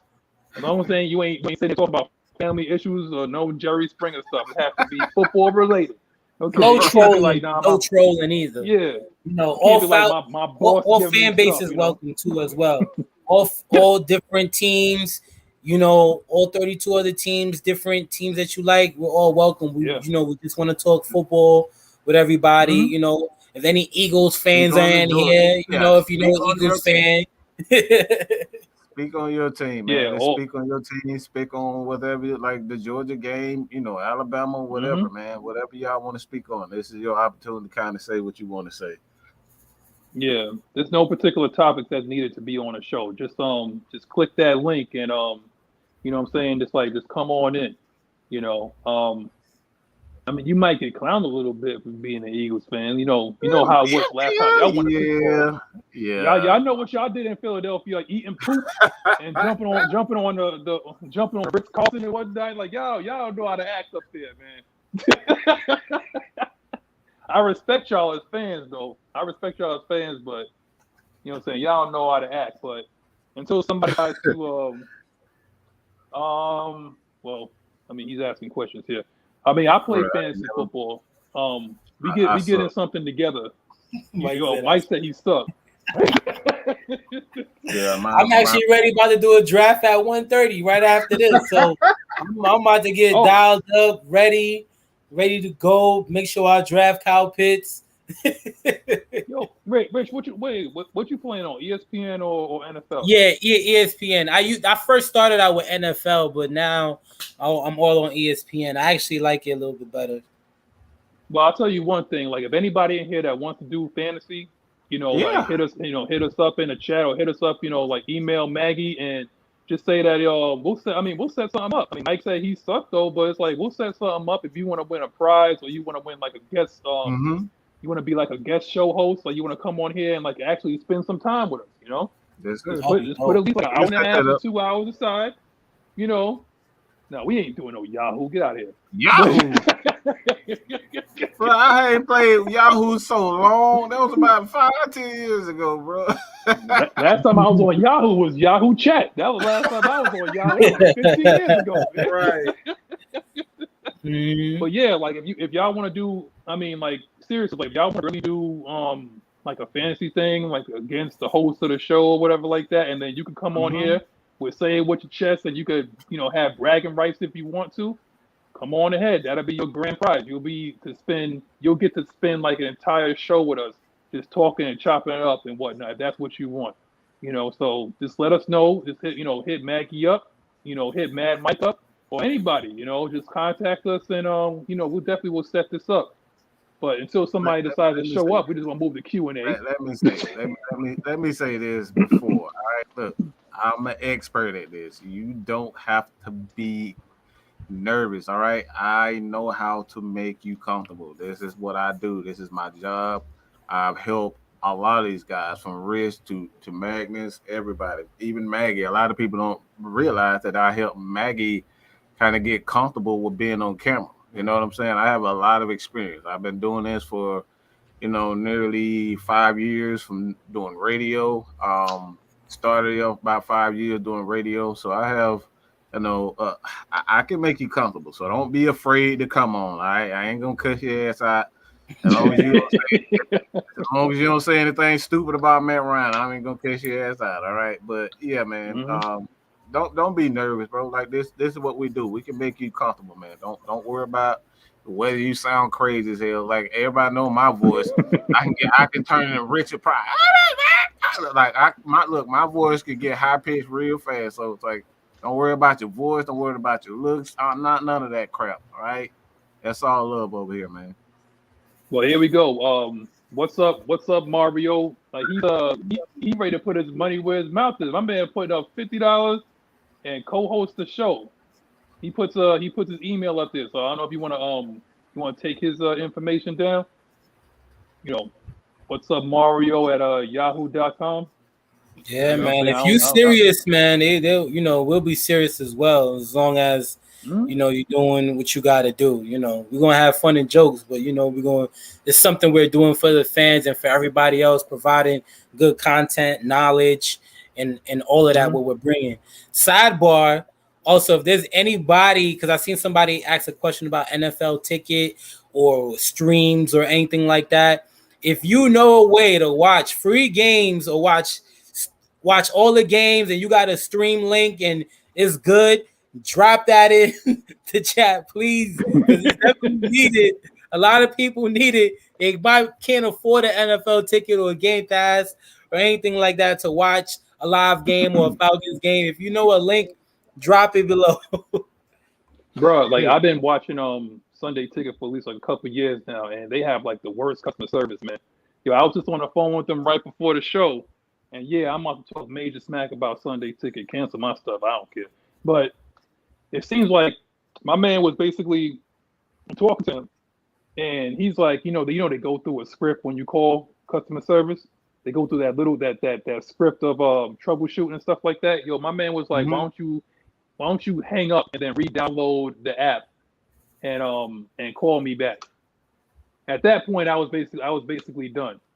I was basically done. But ISO Joe says Stream East is a good website to watch. I guess to watch free games. Stream East. The only thing is like, is that something that has like a bunch of viruses on it, man? We ain't trying to go to no OnlyFans. We go to OnlyFans. Right. You know what I'm saying? But I feel you, Corey G's like I live me and Rich live in New York, so we need the Sunday Ticket to watch, Atlanta Falcons games. So, we trying to get that together. But again, if you guys got questions, because we about to wrap this up, we've been doing this for like, an hour 38 minutes. You know what I'm saying? So it's questions and answers time. We got Q&A ready right now. If you guys got questions, like put them in there. Let it come, fast and furious right now, because we about to wrap this up. My man said, what's the info on Oliver? T.Y. Hall said, what's the info? But what do you mean? Like what info? What info you talking very about? defensive when everybody say what's up with Oliver. Like, why is it always him? Why everybody want to know what's wrong with Oliver? I really get defensive. That's the first thing. We don't say anything about what's up with Kaminsky, what's up with Marlon Davidson, what's up with the linebacker. Everybody goes straight to Isaiah Oliver. Like, he wasn't the worst defender. I mean, you clearly saw him play much better towards the end of that in the last year. Playing, he was one of he made several plays, interceptions, forced fumbles, getting playing tackles. I never understood why everybody's so infatuated with him. What's that? Like Are we moving him or is he improving? I mean, we put him at safety. We moved him at slot. We moved on the outside. Like he's going to be versatile. He's had two picks in practice. I don't understand why so many people are like, oh, he needs to do this. He needs to do it. Like, why? That's my thing. We don't say that AJ Terrell need to get picks because he's only had one pick since he's been here. So it's like, why is it everybody picking on Isaiah Oliver? Like, why? What we want to know about Isaiah Oliver? What I want to know is what's up with Richie Grant. All right, like I want to know what's up with everybody else. Is AJ Terrell making strides? Is Monroe picking up things? Is Sheffield? How's Sheffield doing? Why is it always Isaiah Oliver? Just my 2 cents on it. Yeah, I think he's he's just like one of those like hot topics and whatnot, because you see a lot of like writers and a lot of people that think, like down here that think they know. I mean, I know you're not picking on him, TY. I know that. I'm just saying, like, just a lot of people. Articles. No. It ain't had nothing to do with you. It's me. I get real defensive when we start talking about Isaiah Oliver. I'm his personal bodyguard. That's my. Yeah, but I think he's going to be fine. But like I said, he's just like one of those guys that people just talk about. That's just what it is. This is one of those guys that people talk about. Another topic is, do we have that Saints player, Tyler Davison? Yes, we do. We still have him. We still have him. I mean, his days might be numbered if we get that number 99. Down there in Georgia, man. His even Marlon Davidson. Even Marlon Davidson himself, like Marlon Davidson gotta have a big year this year. He had last year was a rough year for him, which as well as for a lot of rookies. Now you got a successful off season and he knows what he has to do. So who knows what Marlon Davidson could do on the inside as well. Yeah, Daniel Robinson says, who is starting next to Grady on the D line? I think it's Davidson, and then you got Bullard. I think it's the Bullard. Yeah. It looks like it's Bullard and Davidson, right? Yes, sir. And then we running like four linebackers out there. So we're gonna have Foye, Debo, I believe it's Tui Mariner and Means, if I'm not mistaken. Means, yep. Correct me if I'm wrong. I'm good. Yeah. So that's who's going to be starting next to him. We're running like a base, with like air quotes, 3-4. That's what we're going to present to them, but it's going to be a multiple set. Marlon was a monster that first preseason game. Yes, he was. He's going to be a monster for the entire season. And don't sleep on what Nathan said. Bullard too. That guy's going to be a monster and like stopping the run. But Marlon's going to have a serious good year, because they're going to scheme some mess for him. And don't sleep on Kaminsky, and don't sleep on Taquan Graham and the rest of those guys, man. These guys are going to eat. Like those offensive linemen are going to be seeing stars when we're done with them. What you got, Rich? One thing I'm just a little maybe because I know Steven Means and Tutu playing outside linebacker now. They got moved to outside linebacker, and those are two guys that primarily was rushers as ends, DNs, and stuff like that. So I don't want to say this is a concern, but being that they're playing outside linebacker, there's going to be times they're going to be dropping in coverage. So there's times I want to see how they tackle an open field between those two guys. And that's going to be something that's going to be very crucial for us. For those two guys, primarily when they're dropping in coverage, if a guy is right there in front of you, sometimes guys get a little nervous in the open field and they could just miss a tackle. And that big 3rd and 2, that big 3rd and 4, if you miss that tackle and you don't get it, it ain't going to look good, But at the same time, I'm not saying that they're not capable of doing it.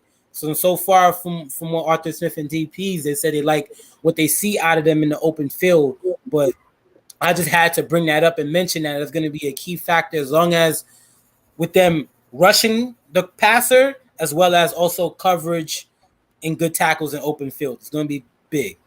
Ogundeji, yeah, another one. Hey yo. Yes. Yeah, that's all I want to say on that part. We're gonna take a couple more. Then we're just gonna wrap up. I see you, Rodney Brown. I'm gonna get to you in a second. How much is Gallman going to be used behind Mike Davis? Actually, he's not behind Mike Davis. CP is. Cordero Patterson is running back 2, and Gallman's going to be running back 3. They're not going to throw him out there initially, Right. Like he's going to be there kind of to spell somebody, but again, it's like you have to, develop a synergy with your offensive line. He hasn't got that opportunity yet. That comes through practice. So once they feel that he's up to speed, probably more than likely after the bye week, which I think our bye week is week 6, we'll probably start using him a lot more. But until then, it's probably maybe like a, you're going to have Mike D, and then you're going to have CP, and then you might have what we said earlier. I don't know if he was here or not. You might have Hayden Hurst, you might have Thor back there, and then you're going to have the Unicorn. Anybody can get back there. It don't even matter. It don't even matter. What did I say? Rodney Brown, give you a chance. Any chance Huntley or Allison signed to the practice squad? Mike? If I'm not mistaken, Huntley is on this practice squad. I don't. Well, Allison definitely isn't, but I believe Huntley is. Yeah, I believe Huntley is. I have to look Huntley at it again. I think he is. Yeah. Yeah, Huntley's on the practice squad. Yeah, Huntley's on the practice squad. And we released Foreman. Foreman, yeah. Foreman too. Yeah, Foreman's up.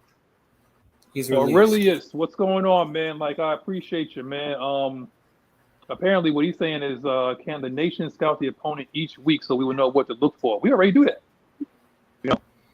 Like, remember, like, share, and subscribe, but definitely subscribe, man. We do that every week, like leading up. We've been doing this particular morning show on Saturdays and Sundays for the past year. So, and then you have during the week on Fridays, you have the heavy hitters, and Mad Mike throws videos in about 2 or 3 times, maybe even 4 or 5 times a week, depending on 4 or 5 a the week. news that hit the depending on the news. If something new, if something is coming out, like there's definitely going to be something out there. Yeah, so trust me, like before you hear that, follow everybody. So, I guarantee you will be informed and up to date with everything Falcons. You ain't gotta wait for that. No. We can scout the opponent. We do it all every week. That's what we do. Yeah. So I'm telling you, when that thing comes up at the top of your, make sure that you got the notifications on. So when your phone vibrates or whatever, and you see, Mad Mike Sports or Atlanta Falcons Nation got a new video out on YouTube, you be the first one to get it, man. You be the first one to get it, really. So, what I'm saying? Like, so trust me, we scout every week. So we're gonna do this 17 times, and according to Rich, we making the playoffs too. So we're going to be doing this like another 20, 21, 22 times. So, see, Proven said, Mike be on those updates. I promise you. Hey, man, they drop as soon as I get them. Yeah. I forgot, who was it? Somebody said, is Fowler starting? No. Somebody said, like, Fowler is starting. No, I think he's starting. I think he might, like, Kabina is going to be multiple. So we're going to be 4-3 and 3-4. Instead of Fowler's going to be starting at the DN position. So it's different from outside linebacker. Sometimes they could get confusing between outside linebacker and DN. So we'll just see how that plays out. I know Ghost Pepper had something to say with this injury. We on the pub, and he's on the pub, and it's underclosed. My opinion, I personally think that it was a groin injury. I'm not trying to spread a rumor out there or anything like that. I don't know if it's specifically that. It could be a foot injury. I don't know, but I know you asked about that a few times, but we just got to be patient and wait until he come back. But yeah. Oh, man, we got Devon Johnson with the $5. What we got? We got $15 down, man. We got a lot of gas money right now, man. Yeah, man. We appreciate it, man. I can get me appreciate the love, sandwich at Subway. You get Subway that Subway sandwich, man. Ooh, man. Dang, I think I want some. Why the hell you had to say that? That's an extra $5 right there, man. We so far, like in the throughout this show, we got $15. That's 5 subs right there. Yes, sir. Yo, we ready for the game, man. We got 5 subs. Oh, yes, sir. I thought Fowler and Walker was the outside linebacker. I think Debo is our outside linebacker. Walker is going to spell, was it Debo or Foye? Walker is at inside. Foye is at inside. Right. Debo, he's also at inside. He's like playing the will linebacker. Mm-hmm. Like we said, Tutu and Memes and Ogundeji outside linebackers. What's his name? Fowler's at DN. Ogundeji, like a DN outside linebacker. Like when you're running a 3-4 scheme, it's like both. It's like a hybrid type of thing. Mm-hmm. So Mm-hmm. yeah, depends on the. I don't even expect it. Go ahead, Mike. Go ahead. Sorry. Well, it depends on what the offense is doing. It really just depends on if they're running a bigger formation. Multiple tight end set. They're gonna use Stephen Mays and Jacob Tuamara at the outside linebacker. So it really just depends on the formation. So it's like you may see Walker. You may see Walker and Debo outside. You may see Fowler outside. Like it really just depends on the personnel. So like that's why there's so much confusion of who's going to be starting because of the personnel. So what we do know up front that Grady is going to be Grady is going to be. That's all you need to worry about is Grady. Where's Grady going to line up? Because he can move all around the formation. So it's like, don't worry about anything else, the linebackers or anything. Just is Grady playing? Okay, we good. Strength or technique? Mayfield doesn't seem to have the right combination yet. If it's technique, maybe he can be a quick learner. If it's strength, we'll take another year or so to build. Thoughts? I can promise you it's not Rich? strength. Oh, go ahead, Mike. Nah, Mike, gotta go first. I'll go after you. Yeah, that's that. I can promise you, it has nothing to do with strength. Because that dude is an absolute freaking bull. I saw him up front at the practice at the preseason game. That dude is strong as hell when he gets his hands on it. I think it's more so what a lot of young guys. It's always technique. So it's like, technique. Younger offensive lineman, defensive lineman. That's why they got guys like Chuck Smith and Keenan Foreman and those guys who teach these linemen the proper technique. If you didn't know, Keenan Foreman, former offensive lineman for the Atlanta Falcons, actually has an offensive line school similar to what Chuck Smith does, and he taught Chris Lindstrom, some things. So like these guys, it's all technique. It has nothing to do with strength when we talk about guys in the NFL. Even with Peter Kunz, people say Peter Kunz wasn't strong enough. That's not necessarily the case. His issue was always technique. He will always allow defensive linemen can always get under his pad, and his anchoring was just it just wasn't quick enough. Yeah. Well, we appreciate y'all for spending an hour and 53 minutes with us. We're gonna move on to final thoughts. Rich, you could take it away with your final thought for the show. Okay, man. More importantly, man, thanks to everybody tuning in on this Sunday. Like I said, we usually live on Saturday mornings, but today on Sunday, we're still experimenting, trying new things out, and turned out great as always whenever we're live, no matter day or the time. Appreciate the love. Already know, wake that ass up. We're going to be here all season, throughout the season. Sky's the limit for this season. It's going to be great content, a lot of things to talk about. Shout out to AFN as well, the whole panel, all the affiliates. It's always great coming on here and talking good football with you guys. Love is love. Yes, sir. With my final thought, I was kind of going back and forth with it if I wanted to touch on the subject, because final thought could be about anything. And what I've noticed is even with content creation and content creators, this is a very mentally, emotionally draining thing to do, especially when you have people that, troll and they consistently, badger and they whatever, it's what it is, and the only thing is like, what we say, like we love and respect everybody and, we try to keep things tasteful and whatnot. And like when we talk to you or we start, joking on you and whatnot, it's never in maliciousness behind it. It's never that. It's always in good fun. It's like talking at the barbershop, like with your boys, whatever like that. And that's how we want to keep it. And basically want to go where I'm getting at with that is like, I know how it's been. It's been a year. Things have been locked down. Things have been a little bit, uncertain. There's a lot of uncertainty out there. And my whole thing, this final thought has to do with mental health. And I want everybody to take care of themselves, whether you're in the comment, all 82 people or 106 that was watching throughout this entire episode, almost close to 2 hours. I know we use this platform, and what we could be for certain people is like we could be a release, we could be a way to escape, and you can feel at home amongst us because we're just like you, we're going through the same things like you, and we just want to make sure that each and every one of y'all joins us again weekly and weekly, monthly, and yearly. We want you to become a family. I mean, Atlanta Falcons Nation is a nation. We are a family. It's like one gigantic cookout every time that we come on here.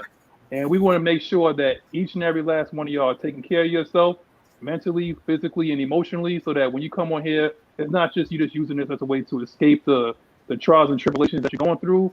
It's like this, we just want to make sure that you're straight because the reason why I said that is, this too many people dealing with depression and, a professional wrestler actually took on life not too long ago, maybe like a day or so ago. So we just want to make sure that everybody's like in the right frame of mind and check up on your family and check up on your friends. You never know who's dealing with something. We check on each other all the time. We talk and chat with each other all the time. We will make sure that we all are straight before we come on here. So again, just make sure that you're straight, like up here, and check on your family and your friends. People hide this thing like really well. So just make sure you're good. All right. Go on ahead, Mike. Well, I'm gonna say this. I'm gonna continue to say this. If your ass is coming here to simply troll, this is not the place for you. I will smoke your ass like a Philly blunt. All right, do not do it. I will give you 20 minutes of absolute roast time. So don't come in with that. Oh, we're gonna lose. We're gonna lose every 5 seconds. Oh, we're gonna lose. This person suck. That person suck. I guarantee you're gonna get smoked by not only me, K-Styles, but everybody in the chat. You will get smoked. So this is not the place for trolls. All right. This is all about having a positive mindset going into an exhausting season. Not only for guys like myself, who I can't believe I'm saying this, but who is extension of the media. A lot of people don't realize the time that the effort and what we do to really get the content out. Like we take hours out of our time, like our own personal time. Like you said, this is, about mental health. Like we take time out ourselves just to talk football, to give you guys exactly what you need. That's why we have the ASKMADMIKE segment. That's why we have Friday Night Madness, where you guys can come on and have your opportunity to speak. Say it with your chest. This is what we do. Like we come up with these ideas so we can better serve you guys. So when it all come down to it, this is, a positive place where, I'm sure these guys, like myself, like I wouldn't have. I'm an introvert. I'm gonna just be like that. I can only take people so much time before I'm ready to take my ass home and just, be in my corner. But hey, man, if you feel as though that you want or you have what it takes to be, whether a writer, or be on the show, or just see if you have anything, this is where Atlanta Falcons Nation, and this is why we built Atlanta Falcons Nation. Because again, ESPN can kiss my natural black ass because they maybe 2 seconds of any type of coverage. They don't give us anything. So it's like we gotta be our own positive place for sports. And that's essentially what it is. That's all I got to say about that. Hit that goddamn subscribe button. Hit that subscribe button, all right? But that's all I got to say about that, man. So from Magnus, Rich, the middle linebacker headhunter, and the mad scientist himself, from all of us, all of you, peace.